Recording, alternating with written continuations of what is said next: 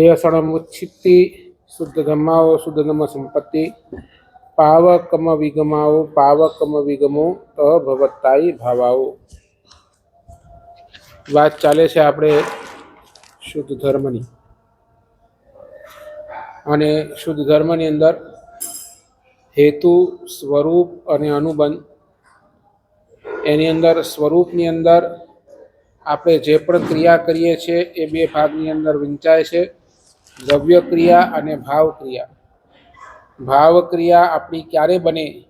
જ્યારે આપણું લક્ષ્ય બરાબર હોય, જ્યારે બહુમાન ભાવ પણ હોય, આજ્ઞાનું પાલન પણ હોય, ઔચિત્યનું પાલન પણ હોય, અને 5મા નંબરની અંદર ઉપયોગ હોય, તો આ ભાવ ક્રિયા દરેકે દરેક ક્રિયા ભાવ ક્રિયા બને છે.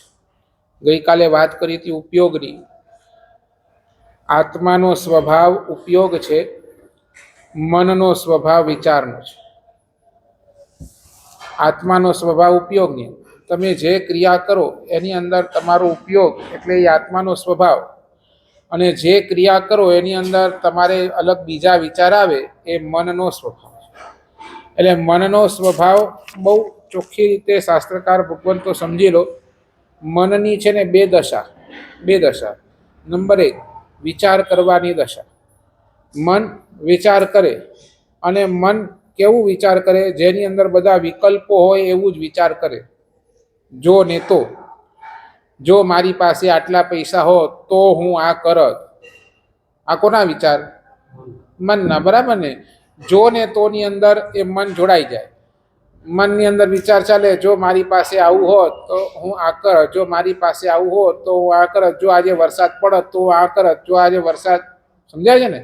એટલે એ રીતે જો અને તોની અંદર એ વિચાર, એટલે 3 પ્રકારના વિચાર મન કરે. 3 પ્રકાર. નંબર 1, પહેલા નંબરનો વિચાર કેવો કરતો? વ્યર્થ વિચાર. પહેલા નંબરનો વિચાર કેવો? વ્યર્થ. વ્યર્થ એટલે યુઝલેસ, નકામું, બરાબર ને? જ્યાં પોતાનો કોઈ અધિકાર ન હોય. પહેલા નંબર, જ્યાં પોતાનો કોઈ અધિકાર નથી, પોતાનું પુણ્ય પણ પહોંચતું નથી, પોતાની પાત્રતા પણ નથી કે સિચ્યુએશનને ફેરફાર કરી શકે, અને છતાંય એની અંદર એ મન તમારું વ્યસ્ત રહે. એઝ ફોર એક્ઝામ્પલ, વરસાદ પડતો નથી. ફોર એક્ઝામ્પલ, હમણાં વરસાદ પડતો નથી. બોલો, એની અંદર તમારો અધિકાર કરો વરસાદ પડાવવાનો? તમારો પુણ્ય ખરો વરસાદ તમારા પુણ્યથી પડે? નહીં. તમારી પાત્રતા ખરી? તમે આ સિચ્યુએશનને કંઈ ફેરફાર કરી શકો? છતાંય મન વિચાર કરે, અરે યાર વરસાદ પડતો નથી, વરસાદ પડતો નથી, કેટલા દિવસ થઈ ગયા વરસાદ પડતો નથી, વરસાદ પડતો નથી. આમ થઈ જશે ને તેમ થઈ જશે, બિચારા કિસાનો આમ હેરાન થઈ જશે ને ઓમ થઈ જશે. બોલો, આ બધું શું છે? વ્યર્થ વિચાર. શું છે? વ્યર્થ વિચાર, બરાબર ને? એટલે દુર્ધ્યાનની અંદર મન રમ્યો રહે, વ્યર્થ વિચાર. નંબર 2, વ્યગ્ર વિચાર. વ્યગ્ર એટલે ઉતાવળિયાપણું. કામ એક કરે, વિચાર 1000 કરે. આ મન સતત દોડતું, કૂદતું, આડોડતું, ભાગતું, ઉછળતું, કૂદતું. આ શું કરે? પછી ક્રિયાની અંદર અસ્થિરતા આવે, શુભ યોગની અંદર આનંદ અનુભવાય, બરાબર ને? કામ એક, વિચાર 1000. એક ખાલી પૂજા કરવાનું પણ આવે, ખાલી પૂજા. તો સંભવનાથની પૂજા કરવાની હોય ને, સંભવનાથ દાદાની પૂજા, અરે અહીંયા પૂજા બાકી, ઓલા આદિનાથમાં બાકી, ઓલા શાંતિનાથ દાદાને બાકી. મન ફટાફટ અહીંયા કરવું, પછી ત્યાં જાઓ, અરે ત્યાં હમણાં ગળદી થઈ જશે, હમણાં દોડું, પહેલાં ત્યાં દોડું, અરે પહેલાં શંખેશ્વરમાં જાઉં. શું છે? એટલે એક સંભવનાથની પૂજા કરતાં કરતાં પણ મનની અંદર 1000 બીજા વિચારો દોડ્યા કરે. અરે હજી તો મારે ચૈતન્ય બાકી છે, હજી મારી ક્રિયા બાકી છે, હમણાં વ્યાખ્યા. એટલે સમજ્યા ને? 1000 તરફ મન દોડતો હોય, અને એ વ્યગ્ર બનતો, એટલે બધું ઉતાવળાપણું કરે. ફટાફટ કરે. અને એની અંદર જે ક્રિયાની અંદર આનંદ અનુભવવો હોય તે આનંદ અનુભવાય નહીં, બરાબર ને? એટલે પહેલો છે વ્યર્થ વિચાર, બીજો છે વ્યગ્ર વિચાર, અને ત્રીજો છે વિકૃત વિચાર. વિકૃત એટલે ખરાબ, ખરાબ વિચાર. એ પછી આવેશનો હોય, કે પછી આક્રોશનો હોય, કે પછી આસક્તિનો હોય, કે પછી અહંકારનો હોય. કા આવેશ, આવેશ એટલે ગુસ્સો, બરાબર ને. આક્રોશ એટલે ગુસ્સાથી ઉપર કોઈને મારી નાખવાની પણ, બરાબર. કા આસક્તિ, આ મારું છે, મારું છે, મારું છે, ઓલો અરે ઓલો હાથ લગાડે છે, આમ કરે છે, આસક્તિ. અને કા અહંકાર. અને આ ચારના કારણે મનની અંદર ચાલતા વિચારો એ બધા જ વિકૃત વિચાર. આ મન આવા ત્રણ પ્રકારના વિચારો સતત સતત સતત સતત સતત સતત સતત કર્યા કરે. એટલે પહેલા નંબરની અંદર મનનો કામ શું? વિચાર કરવાનો. એક ચીજ સમજો, શરીર છે ને આચારની ઉત્પત્તિનું સ્થાન છે. હું બોલું છું, તમને સંભળાય છે, બરાબર ને. હું દેરાસરે જાઉં છું, તમને દેખાય છે. તમે હોટલની અંદર જાઓ છો, બીજાને દેખાય છે, બરાબર ને. એટલે શરીર છે આચારની ઉત્પત્તિનું સ્થાન, બીજાને દેખાય, બીજાને ખબર પડે. મન છે ને વિચારની ઉત્પત્તિનું સ્થાન. કોને ખબર પડે? પોતાને જ ખબર પડે કે મારા મનની અંદર શું ચાલી રહ્યું. સાચું બોલો ને. આપણું મન માળિયા જેવું કે આપણું મન તિજોરી જેવું? નહીં સમજાય. તિજોરીમાં શું રાખો પરેશભાઈ? તિજોરીમાં શું રાખો? નોટો રાખો ને. અને માળિયામાં શું રાખો? માળિયામાં નકામું, વેસ્ટ, એ બધું ક્યાં પડ્યું હોય? માળિયામાં. હવે તમારું મન માળિયા જેવું કે તિજોરી જેવું?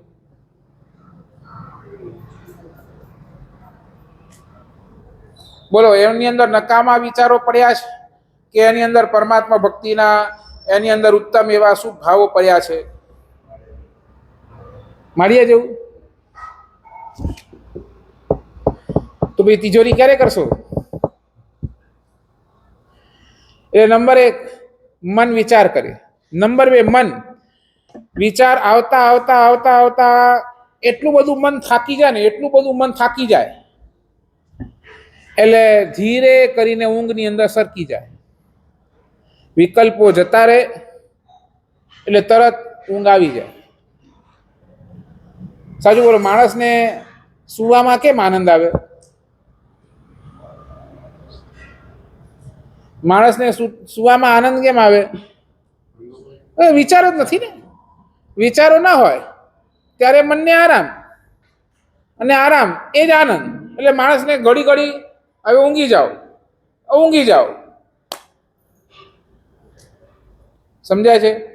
એટલે મન નંબર એક વિચારની અંદર જાય, અને જ્યારે વિચાર ના હોય ત્યારે ઊંઘી જવામાં આનંદ. આવું મન, શાસ્ત્રકાર ભગવંતો એમને કહે છે કે આવા મનને વિચારોથી અટકાવવું હોય અને ઉપયોગ શુભ કરવો હોય, આત્માનો ઉપયોગ સ્થિર કરવો હોય, તો હંમેશા સારા આલંબનો પાસે જવાનું. સારા આલંબનો, શુભ આલંબનો, અને આપણો ઉપયોગ ત્યાં જ શુદ્ધ થશે. અને એ શ્રેષ્ઠ આલંબન કયા?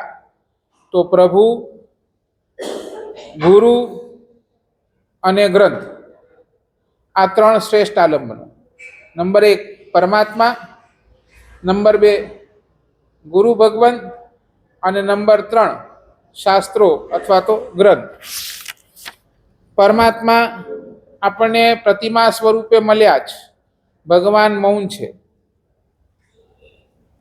પણ એ આગમ જે છે બોલતા ભગવાન છે. આપણને જેટલા આગમ મળ્યા છે એ બધા બોલતા છે. શુદ્ધ જ્ઞાન એ બોલતું છે, બરાબર ને. ગૌતમ સ્વામીને સાક્ષાત ભગવાન મહાવીર સ્વામી મળ્યા, તો આપણને પણ ગ્રંથ રૂપે સાક્ષાત ભગવાન મળ્યા છે. એટલે આપણું મન હવે ક્યાં લઈ આવવાનું? ક્યાં લઈ આવવાનું? અને તમને સાચું કહું, આપણા બધાનું મન પકડાશે ને તો સ્વાધ્યાયથી જ પકડાશે, જ્ઞાનથી જ પકડાશે. મનને તમને કોઈ પણ શુભ સ્થાન પર સ્થિર કરવો હશે તો જ્ઞાન જરૂરી છે. એટલે તો સ્વાધ્યાય એ એક એવી આરાધના છે જે ચિત્તના ઉપયોગ વિના થતી નથી. હમણાં તમને ઈરિયાવઈ બોલવાનું કહું, ઈરિયાવઈ અથવા તો એવો કોઈ સૂત્ર બોલવાનું કહું તો શું થાય? તમને તમારું કોન્સન્ટ્રેશન રાખવું પડે, તમારા મનને એની અંદર રાખવું પડે, અને ન રાખો તો એક બીજું સમજ્યા ને, ગડબડ થયા વગર રહે. એટલે તો ભગવાન કહે છે વાંચવું, સાંભળવું, ભણવું, ભણાવવું, સમજાવવું, આ બધું જ સ્વાધ્યાય શું કરે? ચિત્તને એકાગ્ર કરતો હોય, ચિત્તને શુભમાં રાખતો હોય. હવે એઝ ફોર એક્ઝામ્પલ અહીંયા હું વ્યાખ્યાન કરું છું. હવે વ્યાખ્યાન વખતે છે ને મારું મન જરાય આડું અવડું જાય ને શું થાય? કાંઈ ને કાંઈ બફાઈ જાય. સમજાય નહીં સમજાય? મારે મારું મન ક્યાં રાખવું પડે? એકદમ અલર્ટ રાખવું પડે કે ભાઈ આના પછી શું બોલવાનું છે, આના પછી શું બોલવાનું છે, આના પછી કયો પોઈન્ટ લેવાનું છે. તો મનની એકાગ્રતા હશે તો મારે મન બીજું ક્યાંય આના સિવાય જશે જ નહીં. અને બોલો સાંભળવામાં તમારું મન જરા આડું આડું થયું તો હવે મારા સાહેબ શું બોલ્યા ખબર ન પડી, ખબર પડી નહીં. એટલે તમારી જે લિંક હતી તે શું થયું? એટલે જ તો શાસ્ત્રકારો કયો છે સ્વાધ્યાય એ શ્રેષ્ઠ તપ છે. સ્વાધ્યાય એ સ્વાધ્યાયમાં મનને ચોંટાડવું બહુ સરળ છે, બહુ સરળ. કહ્યું ને પ્રવચનકાર સારા હોય તો કલાકવાર ક્યાં નીકળી જાય ખબર પણ પડતી નથી. કોઈ સારી પુસ્તક તમારા હાથમાં આવે અને તમે વાંચતા જાઓ, સમય ક્યાં નીકળી જાય ખબર પડે, અને મન પણ ગમે ત્યાં જતું નથી. બોલો આવો અનુભવ ખરો ને? તમારો અનુભવ ખરો રે આવું? અમારે સાધુ ભગવંતોને વિશેષ તો શું કર્યું? અમારે તો ત્યાં લખ્યું નિત્યમ સ્વાધ્યાય સંયમ રત્તાના. અમારે બે જ કામ બે મુખ્ય કામ. નંબર 1 સંયમ અને નંબર 2 સ્વાધ્યાય. જ્યારે જ્યારે પડીલેન કરવાનું હોય, પ્રતિક્રમણ કરવાનું હોય, ગોચરી હોય, સેવા હોય, વૈયાવચ હોય, એ વગેરે આવશ્યક જે કાર્ય કરવાના હોય, દર્શન હોય, પ્રવચન હોય, આ બધા આવશ્યક કાર્ય કયા? તો એ આવશ્યક કાર્ય કરવાના એ સંયમ, અને એ જ્યારે કાંઈ ના હોય ત્યારે શું કરવાનું? તો કે સ્વાધ્યાય.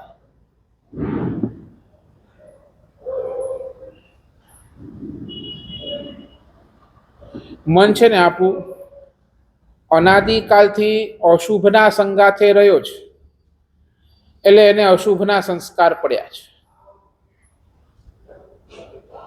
અને અશુભમાં મનને જો ન જવા દેવું હોય તો સતત શુભ વિચારની અંદર એને રાખવું. અને તેના માટે સ્વાધ્યાય સિવાય બીજી કોઈ આરાધના નથી. સાધુ ઘણા પાપોથી બચી જાય છે. એનું કારણ શું? તમારા જગતની અંદર જે પાપોથી બચવું અશક્ય છે એ બધાય પાપોથી સાધુ એકવાર બચી જાય. એનું કારણ શું? બહુ ઈઝી છે અમને બચવું. તમે ગામની અંદર નિંદા કુટલી કરતા હો, એની અંદરથી અમે બચી જઈએ. કેમ? અમારી પાસે બીજું કોઈ કામ નથી. અમારી પાસે તો સ્વાધ્યાય છે. ભણો. અહીંયા જેટલું આપીએ એટલું ઓછું છે.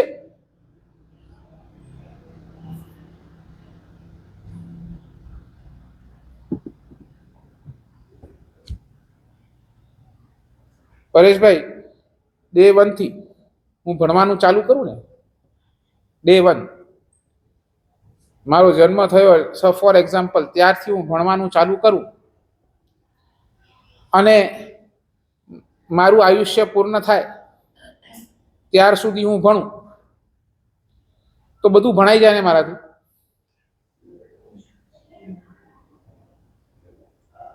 સમજ્યા કે નહીં સમજ્યા? મારો ડે 1 મારો બર્થ થયો તે દિવસથી હું ભણવાનું ચાલુ કરું અને મારું આયુષ્ય પૂરું થાય ત્યાર સુધી હું ભણું, એઝ ફોર એક્ઝામ્પલ 80-90 વર્ષ પકડો, ત્યાર સુધી ભણું છું, તો જેટલું છે બધું વંચાઈ જાય ને? હે, નથી શક્ય. કેમ? હા, તો કેટલું ભણાય? કેટલું ભણાય બોલો? અરે એ તો પછી હમણાં તો ક્યાં કેવલ જ્ઞાન થવાનું મારે? તો કેટલું ભણાય મારાથી? તમારા હિસાબે કેટલું ભણાય?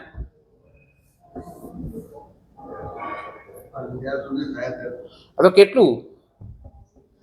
હું કહું ને, ડે 1 થી સ્ટાર્ટ કરું ને લાસ્ટ ડે સુધી ભણતો જ રહું, નો સ્ટોપ.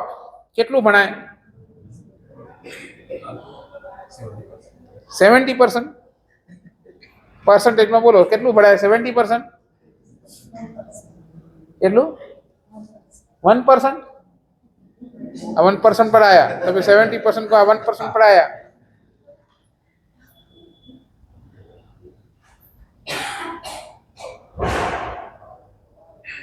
वन पर्सन પણ ન ભણાય. જ્ઞાન અથાગ છે અને આપણી પાસે આયુ કેટલું છે? 1 બિંદુ જેટલું. કેવલ જ્ઞાન અથાગ છે, ભગવાનનું જ્ઞાન અથાગ છે અને આપણને મળ્યું કેટલું છે? 1 બિંદુ. બિંદુ એટલે સમજો ને, સાગર, અથાગ સાગર ભર્યો છે, એનું 1 ટીપું. એ સાગરની સામે ટીપાની વેલ્યુ શું? કાંઈ નહીં. આપણે કેટલું એ ટીપામાં પણ આપણે કેટલું ભણી શકીએ છીએ? ટીપાનું ટીપું.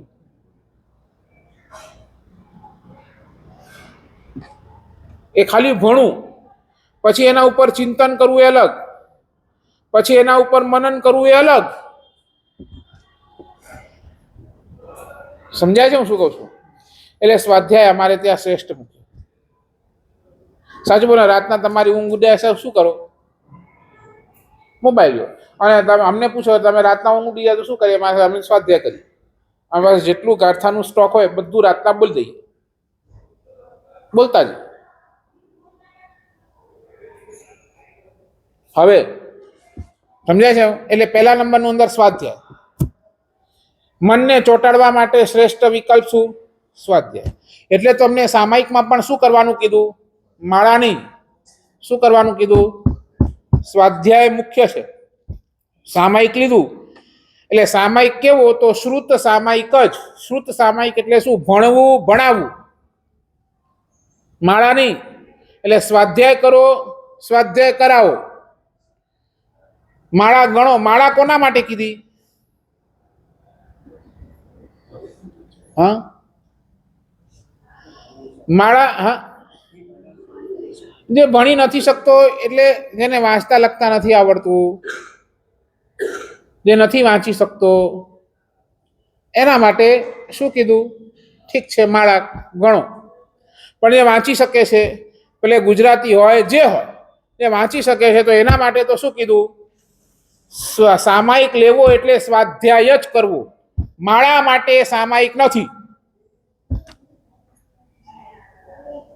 અને એમાં તમે સામાયિકમાં માળા ગણો એ તમે દોષી, અતિચાર લાગે. શું કહું છું? કારણ કે શ્રુત સામાયિક લખ્યું, ઇમ્પોર્ટન્ટ શ્રુત છે. ચલો બરાબર. એટલે સ્વાધ્યાય સિવાયની આરાધનામાં કેવી રીતે હવે મનને ચોંટાડવું? ચલો સ્વાધ્યાય કર્યું ત્યાં સુધી મન ચોંટેલું રહ્યું, હવે સ્વાધ્યાય નથી, હવે બીજી બધી આરાધના છે, તો કેવી રીતે મનને ચોંટાડવું? જેવી રીતે હવે પરમાત્માની પૂજા કરો છો ત્યાં તો સ્વાધ્યાય નથી, તો એ પરમાત્માની પૂજામાં મનને કેવી રીતે ચોંટાડવું?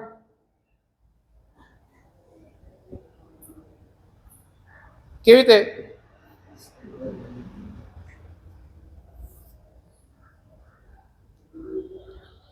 હવે સ્વાધ્યાય નથી, તમે માળા ગણવા બેઠા, હવે નવકારવાળીમાં તમારા મનને કેવી રીતે ચોંટાડવું?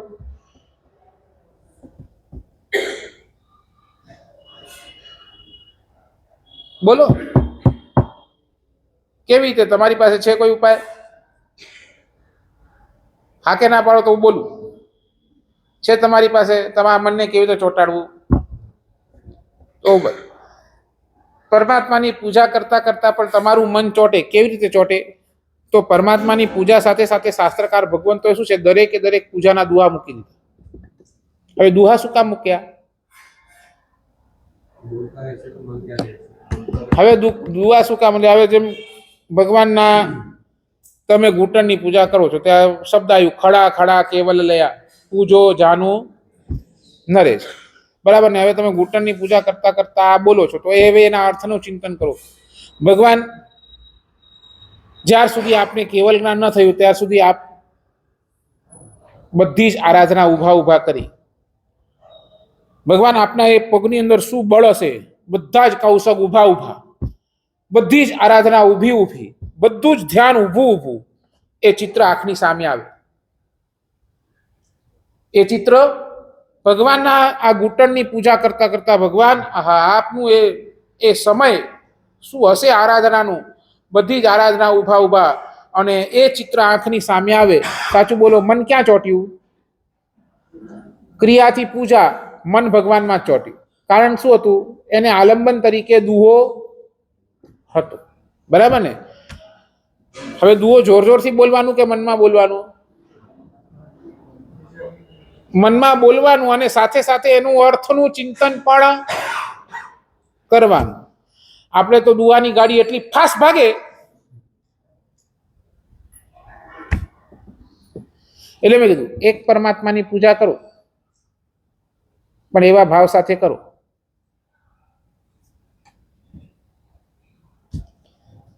બરાબર? હવે નવકારવાળી ગણતા હોય, બેઠા છીએ નવકારવાળી ગણીએ છીએ. હવે એક નવકાર થાય, બે નવકાર થાય, મન તો દોડે. હવે એને કેમ પકડવાનું? તો પંચ પરમેશ્વરીના ગુણોનો વિચાર કરો. નમો હરિહંતાણમ બોલાય એટલે હરિહંત પરમાત્માનું ઐશ્વર્ય વિચારો. ભગવાનનું સમવસરણ મંડાયું છે, દેવતાઓ છત્ર વીંધી રહ્યા છે, દેવતાઓ ચામર વીંધી રહ્યા છે, ઉપર 3 છત્ર છે, અશોક વૃક્ષ છે, કરોડો દેવતા પરમાત્માની સેવા કરી રહ્યા છે. અશોક વૃક્ષ, સુર પુષ્પ વૃષ્ટિ, દિવ્ય ધ્વનિ, ચામર, આ બધું ચાલી રહ્યું છે, અને એની અંદર પરમાત્મા દેશના આપી રહ્યા છે. આવી એકમાત્ર કલ્પના દ્વારા તમે લઈ જાઓ, અને એની સાથે તમે નવકાર બોલતા જાઓ. સાચું બોલો, તમારું મન ક્યાં ચોટ્યું? અરિહંતમાં ચોંટી ગયું. બરાબર ને?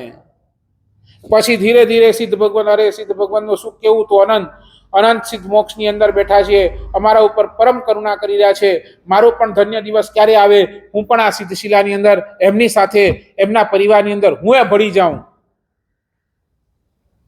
આચાર્ય નમો નમો આયરિયાણમ બોલો ને આચાર્ય ભગવંતોને અરે સંઘના ધોરી, જીન શાસનને ઉપકારી આજે સંઘ ચાલે છે તો એમના થકી ચાલે છે, એમની દેશના થકી, એમના આજ્ઞા થકી આખું એ સંઘ લીલું છમ છે. ઉપાધ્યાય ભગવંત દેખાય તો ઉપાધ્યાય ભગવંતનું જ્ઞાન જુઓ. એ સાધુઓ બેઠા છે, અને સાધુઓને એ ઉપાધ્યાય ભગવંત ભણાવી રહ્યા છે, જ્ઞાનનું દાન આપી રહ્યા છે. એ જુઓ, એ ચિત્ર કલ્પનાની અંદર આવો. સાધુ ભગવાન નમો લોહે સવ સાવણમ બોલો એટલે સાધુ ભગવાન દેખો. કોઈ ગોચરી વરાવી રહ્યો છે, કોઈ સ્વાધ્યાય કરી રહ્યો છે, કોઈ સેવા કરી રહ્યો છે. સમજ્યા છે હું શું કહું છું? પંચ પરમેષ્ઠી ભગવંતોના ગુણોને યાદ કરો, આપોઆપ મન ક્યાં ચોટશે? ક્યાં ચોટશે? નવકારમાં. ચૈત્યનંદન કરી રહ્યા છો, દરેકે દરેક સૂત્રના અર્થ વિચારો. બોલો, જાવંતી ચઈ આઈ બોલો એટલે શું આવે એમાં? ઉદય, અય, ત્રણેય લોક, જ્યાંઈમ જીણ બિંબાઈમ, ત્રણેય લોકમાં જ્યાં જ્યાં પ્રતિમા છે, ત્રણેય લોકની અંદર જ્યાં જ્યાં તીર્થો છે, એ તીર્થોને વંદન અને એ તીર્થપતિને વંદન. આ અધોલોકની અંદર, તીર્છાલોકની અંદર ને ઉર્ધ્વલોકની અંદર જ્યાં જ્યાં જીન પ્રતિમા છે, જ્યાં જ્યાં પ્રતિમા જીન તણી ત્યાં ત્યાં કરવું. જાવંત કેવી સાવું બોલો એટલે આ ક્ષેત્રની અંદર પછી ભરત ક્ષેત્ર હોય, મહાવિદ્ય ક્ષેત્ર હોય, ઈરાવત ક્ષેત્ર હોય, એ ત્રણેય ક્ષેત્રની અંદર જ્યાં જ્યાં સાધુ સાધ્વી ભગવંતો વિચરી રહ્યા છે. ખાલી એક મહાવિદ્યમાં 100 કરોડ સાધુ, 100 કરોડ સાધ્વી, એસે પરિવારે છે સિમંદર સ્વામી. ખાલી એક વિચાર કરો, 100 કરોડ સાધુ એટલે ઇન્ડિયાની પોપ્યુલેશન 140 કરોડ એટલે કેટલી થઈ ગઈ? 100 કરોડ સાધુ ને 100 કરોડ સાધ્વી. હા, એવા 20 તીર્થંકર અલગ. ખાલી સિમંદર સ્વામીની વાત કરું છું. હા, તો આ ઇન્ડિયાની પોપ્યુલેશન ખાલી સમજો ને, એટલે ખાલી ઇન્ડિયાની પોપ્યુલેશન વિચાર કરો, આટલા બધા સાધુ, આટલા બધા સાધ્વીજી. એક જાવંત કેવી સાહુ બોલો છો ને બધાએ સાધુ સાધ્વીને ત્યાંથી સચ બોલો. આ ભાવ આવે કે સૂત્ર ફટ ફટ ફટ ફટ ફટ ફટ નીકળી જાય. એટલે માટે તો સમજાય નહીં સમજાય. ચૈત્ય વંદન વગેરે બધું છે ને ક્રિયાત્મક છે, પણ એની સાથે સૂત્ર જોડ્યા. કારણ સૂત્ર શું કામ જોડ્યા? તમારા મનનો ભાવ એની અંદર જોડાયેલો રે, પરમાત્મા સાથે તમે શું હો? એટેચ્ડ હો. અને પૂજા વગેરે શરીરથી થાય છે. પરમાત્માની પૂજા કરો તો શરીરનો ઉપયોગ થાય છે, બરાબર ને? છતાંય એની સાથે દુઆ જોડ્યા. કારણ તમારો મન એની અંદર સ્થિર રહે. બોલો, હવે કૌશકમાં બોલવાનું કઈ નથી, છતાંય મનને સ્થિર કરવા માટે લોગસ જોડ્યો. મૂળ કૌશકની અંદર બોલવાનું કઈ નથી, ધર્મ ધ્યાન કર્યું. ત્યાં કૌશકમાં એ શું વિચારે? પોતાના આત્માની ગતિ વિચારે. હું કેટલો ફરી આવ્યો, ક્યાં ક્યાં રખડી આવ્યો, ક્યાં ક્યાં મેં કેટલા ભવો કર્યા, એ ભવોની અંદર મેં કેટલા પાપો કર્યા, અરે એની સામે ધર્મ તો મેં કેટલું કર્યું. આ ભવ મને મળ્યો છે, આ ધર્મની આરાધના કરવાનું. આ બધું શું ધર્મ ધ્યાન શેમાં વિચારવાનું હોય? કૌશકની અંદર. પહેલાના સમયની અંદર શ્રાવકો રાત્રિ પૌષધ લેતા.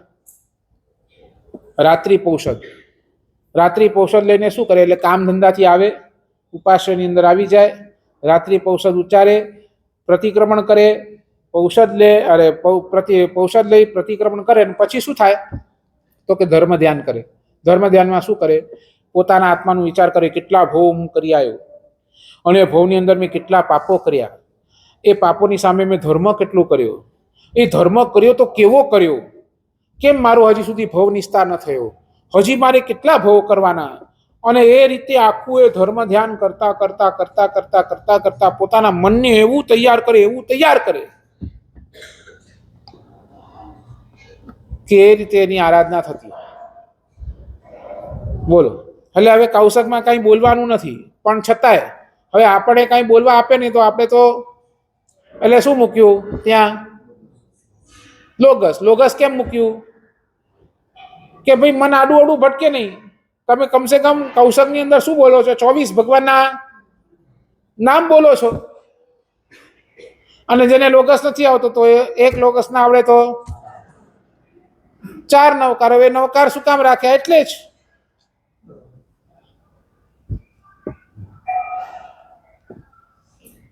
સમજાય છે હું શું કહું છું? પણ અર્થમાં ઉપયોગ લઈ જવા માટે અર્થ આવડવા જોઈએ.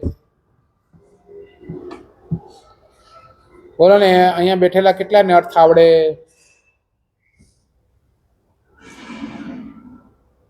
આવે ને બધા સૂત્રોના અર્થ બેનો આવે ને?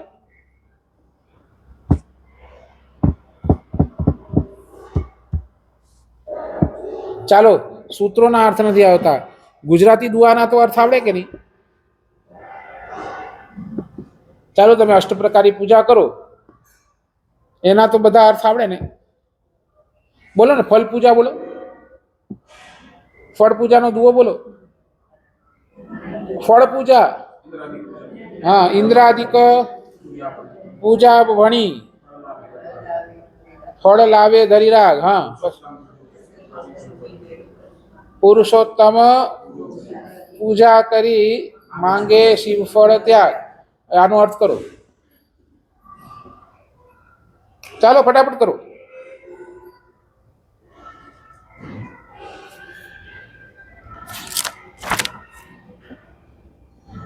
સીધું સીધું ગુજરાતી છે, બોલો હવે. ઇન્દ્રાદિક, બરાબર ને? પરમાત્માનો સ્નાત્ર મહોત્સવ કોણ કરે? ઇન્દ્ર કરે. અને ઇન્દ્ર પરમાત્માની ભક્તિ કરે એટલે ઇન્દ્રાદિક પૂજા ભણી. ઇન્દ્ર નરેન્દ્ર જે પરમાત્માની પૂજા કરે અને એ પૂજાની અંદર શું કરાવે? શું લાવે? ફળ લાવે ધરી રાગ. ભગવાન પ્રત્યેનો એટલો રાગ છે, ભગવાન પ્રત્યેની એટલી ભક્તિ છે કે ભક્તિને શું છે, શબ્દો નથી. એટલે ભગવાન માટે જેટલી વસ્તુ લાવવું એટલું ઓછું છે. એટલે શ્રેષ્ઠ કોટીના ફળ દેવતાઓ પાસે ફળ જ હોય, સમજાય છે ને? દેવતાઓ શું લઈ શકે? તો ટોપ ક્વોલિટીના ફળો લાવી શકે, નૈવેદ્ય ઘરે બનાવી શકે. સમજ્યા નહીં મારી વાત? એટલે ટોપ ક્વોલિટીના ફળો ભગવાન પ્રત્યેની ભક્તિના કારણે ટોપ ક્વોલિટીના ફળો ભગવાનની સામે ધરતા હોય. પુરુષોત્તમ પૂજી કરી માંગે શિવ ફળ ત્યાગ. કરો હવે તો કરો અર્થ.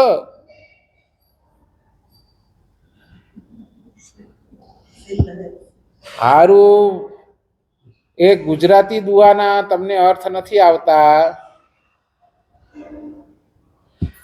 એટલા જ માટે રવિવારના છે ને, રવિવારના અષ્ટપ્રકારી પૂજા એટલા જ માટે ગોઠવી છે. તમને આખી પૂજા સઅર્થ કરાવવાની છે. દરેકે દરેક 8 જે પૂજાઓ છે, આમ તો આપણે ત્યાં 99 પ્રકારની પૂજા કરી છે ને. 99 પ્રકારની પૂજા, 99 પ્રકારની પૂજા, 17 ભેદી પૂજા. ધ્વજાના દિવસે કેવી પૂજા કરો? 17 ભેદી. એટલે પરમાત્માની પૂજા અલગ અલગ પ્રકારે કરી. પણ 99 પ્રકારી રોજ ના કરી શકો, 17 ભેદી રોજ ના કરી શકો. પણ એક પૂજા એવી છે જે તમે રોજ કરી શકો. કઈ? તો અષ્ટપ્રકારી પૂજા રોજ કરી શકો. પણ એ અષ્ટપ્રકારી પૂજાના પણ જો તમને ભાવ ના આવડતા હોય તો પછી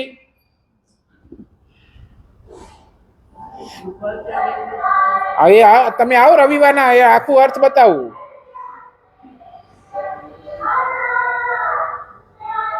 સમજાય છે હું શું કહું છું? એક સામાન્ય ગુજરાતીના પણ દુહાના આપણને અર્થ આવડતા નથી, અને પછી આપણે ગાઈએ કે નહીં ભગવાનની પૂજામાં અમારું મન ચોટતું નથી.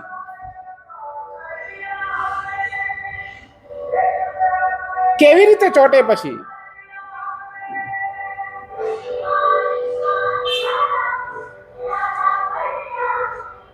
બોલો, કેવી રીતે ચોટે?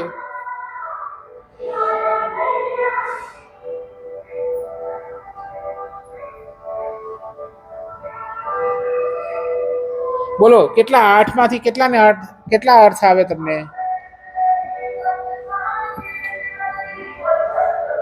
કેટલાના આવે? બોલો બેનો. એકાનું અર્થ આખું આવે. જ્ઞાન કળશ ભરી આત્મા સમતા રસ ભરપૂર.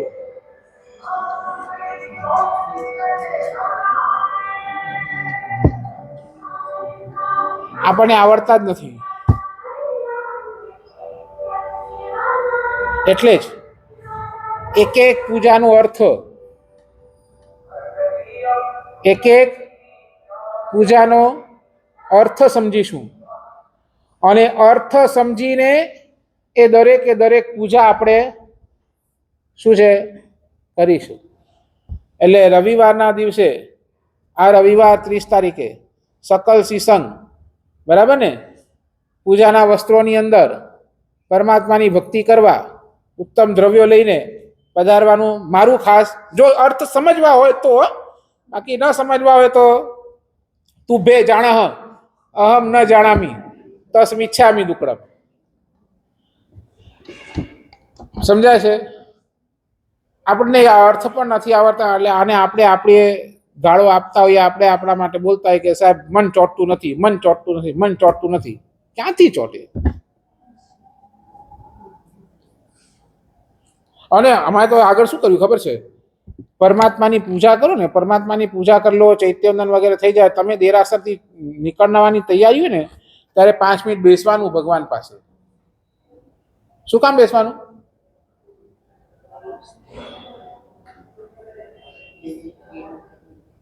એ છોડો, એ જે ક્રિયા કરી છોડો. શું કામ બેસવાનું ભગવાન પાસે? હે, શું કામ બેસવાનું? કઈ ભૂલ થઈ ગયો તો બસ એટલા માટે.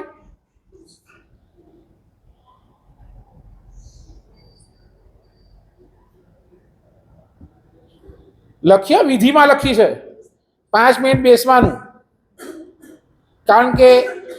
કારણ તમને કહું, આ હમણાં સુધી તમે જે પણ બોલ્યું ને, જેટલું બોલ્યા એ બધું શાસ્ત્રકાર ભગવંતોએ તમારી પાસે બોલાયું, બધા જ્ઞાની ભગવંતોએ તમારી પાસેથી બોલાયું, બરાબર ને? તમે ચૈત્યવંદન કર્યું શું, કે અષ્ટ પ્રકારની પૂજા કરી કે શું, એના દુહા શું, એ બધું કોણે બોલાવ્યું? કોણે બોલાવ્યું? ગુરુ ભગવંતોએ, બરાબર ને? જેને રચના કરી એને તમારી પાસેથી આ બધું બોલાવ્યું. એટલે એમાં તમારા શબ્દો હતા? તમારા શબ્દો હતા ભાઈ? નહીં. કોના શબ્દો હતા? ગુરુ ભગવંતોના શબ્દો હતા અને તમે બોલ્યા. તો છેલ્લે 5 મિનિટ શું કામ બેસવાનું? ભગવાન મારી ભક્તિ પૂરી થઈ, પણ રોજ તમારા પોતાના શબ્દોથી પરમાત્માને પ્રાર્થના કરો, ગોખેલું નહીં. એ વખતે તમારા મનની અંદર જે ભાવ આવતો હોય, ભગવાનને જે કહેવાનું મન થતું હોય બોલો.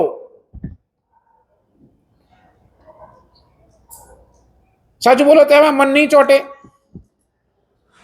ચોટશે કે નહીં ચોટે? ચોટે. કારણ મન ચોટાડ્યા વગર તમે કઈ બોલી જ નહીં શકો.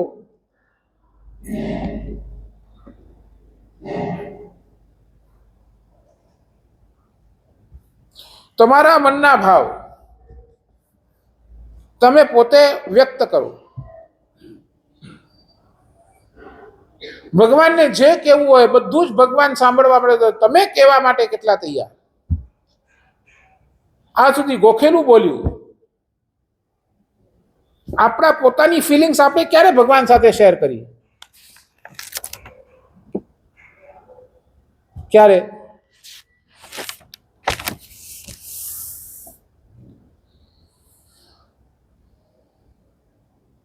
શું બોલો, ઉપયોગ આવે કે ના આવે? મન ચોટે કે ના ચોટે? ચોટે ને? તો કરશું ને આજે 5 મિનિટ રોજ ભગવાન પાસે બેસી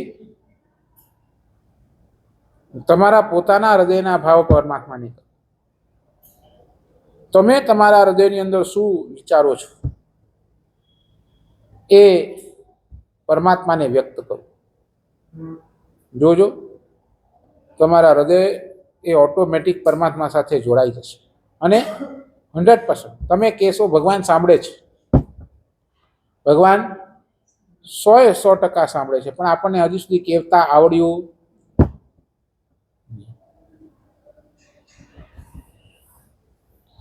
રિપીટ કરું, ધર્મની અંદર મન ચોટતું નથી. શરીરથી ભલે ધર્મ થતું હોય પણ મન ચોટતું નથી. આવી ફરિયાદ તમારી નહીં, મારી પણ છે. અને પાપ કાર્યની અંદર તરત મન ચોટી જાય છે.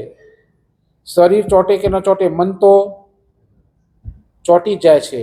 એકવાર કદાચ શરીર થાકી જશે પણ મન થાકતું, પાપ કાર્યથી મન થાકતું નથી અને ધર્મ કાર્યની અંદર મન ચોટતું નથી. તમારી ફરિયાદ હોય કે મારી, આપણા બધાની એક જ ફરિયાદ છે. આનું કારણ શું? કારણ શું? છેલ્લી વાત કરીને પૂરું કરીશ. એનું કારણ એક જ, બે કારણ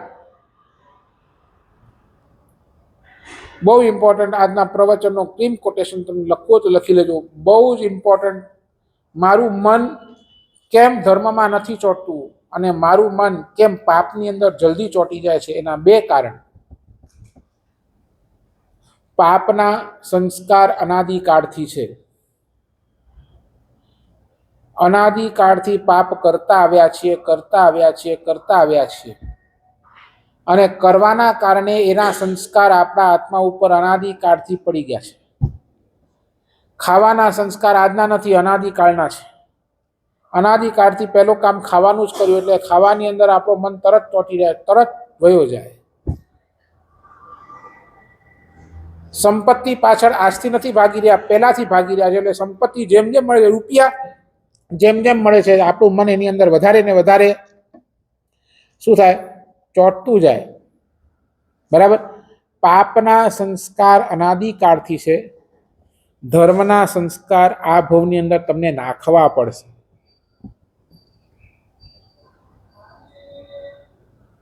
ધર્મના સંસ્કાર શું છે?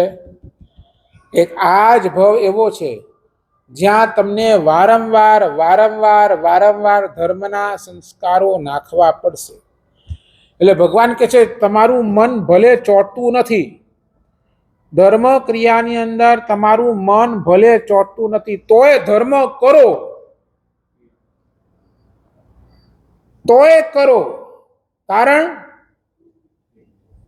કારણ કારણ એના સંસ્કાર ગાઢ પડશે. ચોટશે તો જ્યારે ચોટે ત્યારે, પણ એ ધર્મની આરાધના કરતા કરતા કરતા કરતા કરતા કરતા એ સંસ્કાર એવા ગાઢ થશે કે કોઈક ને કોઈક ભવની અંદર એ સંસ્કારો આપોઆપ ઉદયની અંદર આવશે. સમજાય છે હું શું કહું છું?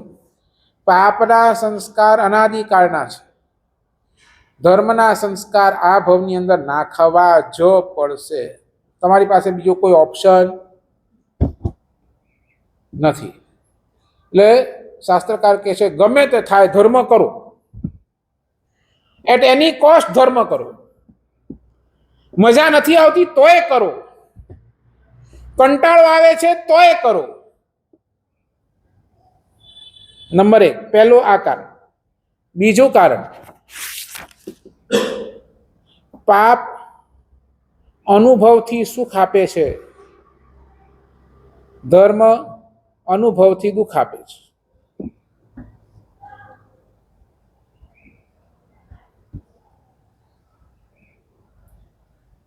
પાપ અનુભવથી સુખ આપે છે. ટીવી જોવા માટે બેઠા, બોલો, અનુભવથી સુખ મળ્યું, આનંદ આવ્યો. બરાબર. અનુભવથી સુખ અને ધર્મ અનુભવથી દુઃખ. ઉપવાસ કરવાનું કહીએ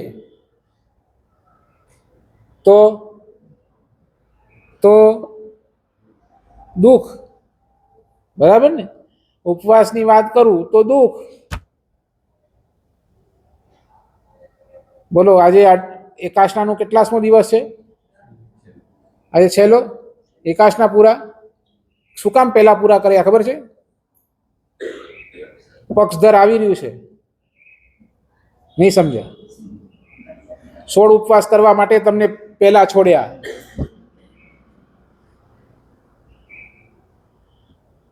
બોલો, અનુભવથી દુઃખ. મનની અંદર હવે બધું છોડવું પડશે, આ ખાવું છોડવું પડશે, આ ખાવું છોડવું પડશે. અનુભવથી દુઃખ. બોલો ને, એક સામાયિક કરો. અનુભવથી દુઃખ. બરાબર ને? અનુભવથી દુઃખ.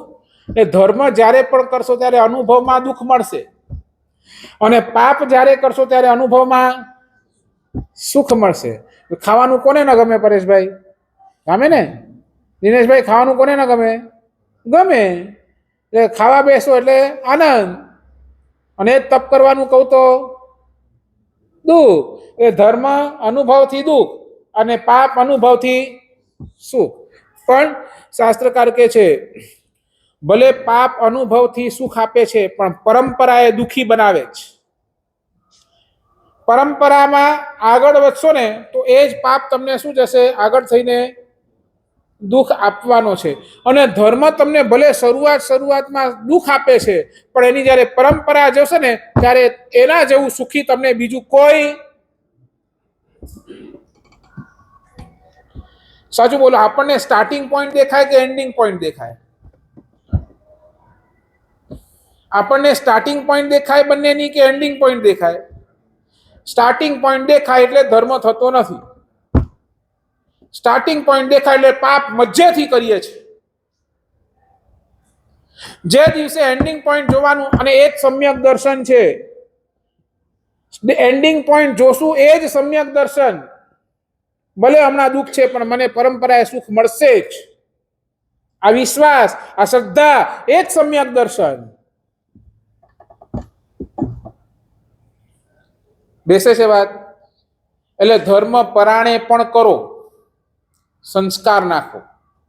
ભલે હમણાં દુઃખ મળે છે, વાંધો નહીં, પરંપરાએ એ જ ધર્મ સુખ આપશે. અને પાપ પરાણે છોડવા પડે તો છોડો, સંસ્કાર ઢીલા પડશે. અને અનુભવથી ભલે સુખ આપે છે પણ પરંપરા આંખની સામે અરે મને દુઃખી કરશે, એ જોશો તો હજી બચી જશો. બરાબર? બેસે છે વાત? 5 ચીજો પૂરી કરી. બરાબર? કયું લક્ષ્ય, બહુમાન, આજ્ઞા, ઔચિત્ય અને ઉપયોગ, 5. બરાબર? શરૂઆતથી જોઈએ. ધર્મ, શુદ્ધ ધર્મ કેવી રીતે થાય? તો હેતુ, સ્વરૂપ અને અનુબંધ. હેતુ, ધર્મનું હેતુ કરવાનું, તમારું હેતુ શું એ બતાવ્યું. સ્વરૂપમાં ક્રિયા બતાવી. ક્રિયાના 2 ભાગ, દ્રવ્ય ક્રિયા અને ભાવ ક્રિયા. દ્રવ્ય ક્રિયા પણ 2, પ્રધાન અને અપ્રધાન. અને ભાવ ક્રિયાની અંદર આ 5 ભેદો સેટ કર્યા. બરાબર? એટલે હેતુ પૂરું થયું, સ્વરૂપ પૂરું થયું. હવે એક ત્રીજું અનુબંધ બાકી છે. અનુબંધની વાત આવતીકાલે આપણે કરીશું. જેના આજ્ઞા વિરુદ્ધ બોલાયું હોય તો હાર્દિક મિચ્છામી દુક્કડમ. મહામંગલકારી રવિવાર આવી ગયો. આજે ગુરુવાર છે.